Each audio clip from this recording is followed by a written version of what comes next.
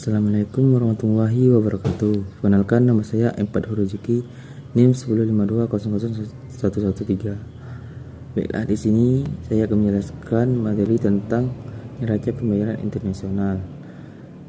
Neraca pembayaran internasional merupakan pencatatan atas transaksi-transaksi yang terdiri antara penduduk sebuah negara dengan penduduk negara lain pada suatu periode tertentu. Adapun tujuan dan fungsi neraca pembayaran internasional adalah seperti berikut.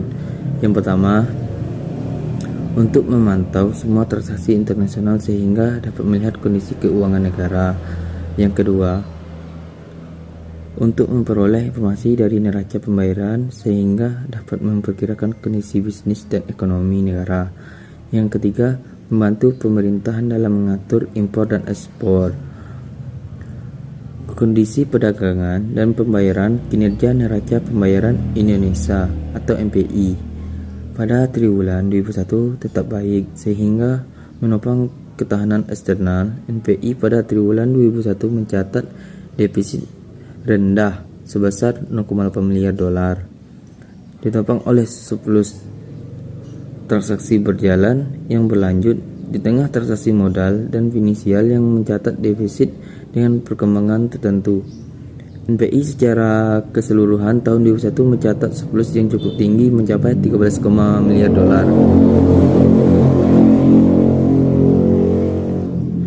Posisi cadangan devisa pada akhir Desember 2021 meningkat menjadi sebesar 144,9 miliar dolar atau secara dengan pembiayaan 7,8 bulan impor dan utama luar negeri pemerintahan serta berada di atas standar kecukupan internasional.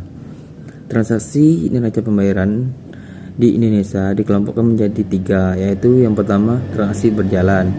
Transaksi berjalan adalah transaksi yang berkaitan dengan ekspor dan impor berupa barang dan jasa dalam waktu 1 tahun. Yang kedua, transaksi modal. Transaksi modal biasanya dipakai untuk mencatat hasil bersih yang diperoleh dari transaksi pengeluaran dan pendapatan modal. Yang kedua, transaksi finansial. Transaksi finansial adalah transaksi yang memberitahukan perubahan kepemilikan aset dan kewajiban finansial luar negeri dalam waktu satu periode. Adapun kategori-kategori yang ada di transaksi finansial yang investasi langsung, investasi portofolio, derivatif finansial. Masalah yang timbul dalam neraca pembayaran dan neraca perdagangan. Yang pertama, dampak neraca pembayaran surplus. Neraca pembayaran internasional suatu negara dikategorikan surplus apabila transaksi ekspor lebih besar daripada transaksi impor.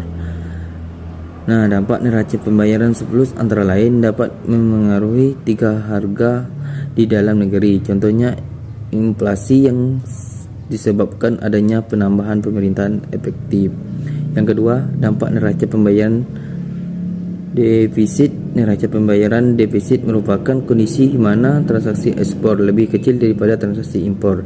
Dampak neraca pembayaran yakni dapat menyebabkan pendapatan negara menjadi sedikit sehingga untuk negara pertambahan besar. Selain itu, akan banyak juga perusahaan yang gulung tikar sehingga menambah angkatan pengangguran. Apabila defisit berlangsung cukup lama, bisa jadi negara harus menjual asetnya untuk membayarkan kreditur. Baiklah, itulah dari saya. Saya akhiri. Wassalamualaikum warahmatullahi wabarakatuh.